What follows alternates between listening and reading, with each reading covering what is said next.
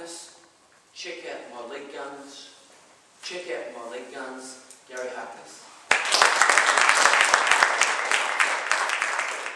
I'm proud. I'm a cyclist and I wear lycra. Friends, I'd like to tell you about something that occurred several months ago that's been a life-changing situation for me. I was asked as a table topics question, right here at Toastmasters, whom did I admire more, Mr. Lance Armstrong or Mr. Tiger Woods? Now I surprised myself that evening and for some reason I said Lance Armstrong. Considering his sporting achievements, his comeback from cancer and his worldwide quest to find a cure for said cancer. Now something must have struck a chord with me that night, because ever since then I've had an absolute passion for cycling, which is quite remarkable. I've gone from someone who wouldn't have known a mountain goat from a mountain bike. I wouldn't have known a spoke from a spoke. And I got confused. I used to think the Tour de France was an opportunity to see the Eiffel Tower on the cheap. But to a person now who regularly rides over 100 kilometres a weekend, I clip myself into my bike with the pedals and the clips, and heaven forbid you'll find me in lycra. Or as my brother-in-law occasionally says, "Hey Gaz, are you wearing the leotard yet?" As I said, this is an utter transformation for me. My previous sporting endeavours was nothing more than this.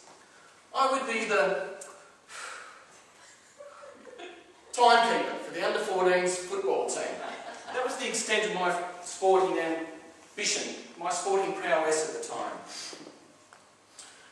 With my newfound sporting endeavours has come a new health and dietary requirements. I found aisles of coals that I never knew existed. Just 6 months ago I went down there for a 1.25 litre bottle of Coke, a 9-pack of Sorbent on special and perhaps a pack of kettle chips. Now, as I said, I found aisles that I never knew existed. Did you know they sell muesli, grapefruit and yoghurt, all the coals as well? But my favourite aisle without question is the canned fish aisle, or the tuna aisle. Us cyclists need to get omega-3 on board. It's our fuel. I go there, and luckily for me, Mr. John West, Safgol and Coles home brand are keen for my cycling dollar. They'll often offer specials, and I'll handpick which one I think is the most economical at the time. It's got to the point that my friends, or support crew as they're now known, will text me and say, "Hey Gaz, get down to Coles, they're on special." Buying it is only half the problem, however. Eating it presents whole different problems. There I will be in my car with my 4 grains of multi bread on the knee here. I carefully take off the ring pull of the tuna, carefully apply it to the bread. I'll be wearing a bone trouser on the day, and yes, you guessed it, my lap will then be covered in 99% fat-free virgin olive oil. It not only leaves a stain, but for the rest of the day I was followed by 3 cats, 2 pelicans, and a chap that looks suspiciously like Red Hunt. Anaconda is another sort that I frequent with gay abandon, so to speak. It's got to the point that I'll go down there on the weekend and my kids will say, "Dad, do we have to go to Anna's?" Indeed, I've nicknamed her. And indeed we do. We go down to Anna's, and let me show you some of the things that I bought. I've got lycra. This is just one of the helmets I've got, and I've got 3 pairs of gloves. If I was an octopus, I'd be primed to ride it right now. I've also got a set of Allen keys that I'm sure I will use one day. Is it any wonder that Anaconda consider me a VIP guest now? They closed the whole store for me to come in on next Thursday to whip up some more bargains. As I said, cycling has become an absolute passion for me. In that time, I bought 3 bikes, 2 for myself and 1 for my son. We compare computer times about how fast we're going, how far we've gone, what's our average speed. But as I say to him, "Son, nothing can measure father and son bonding time." Have you ever seen the calves of a cyclist? They're absolutely massive. I find, however, while I'm cycling, I've got a good vantage point to see the development.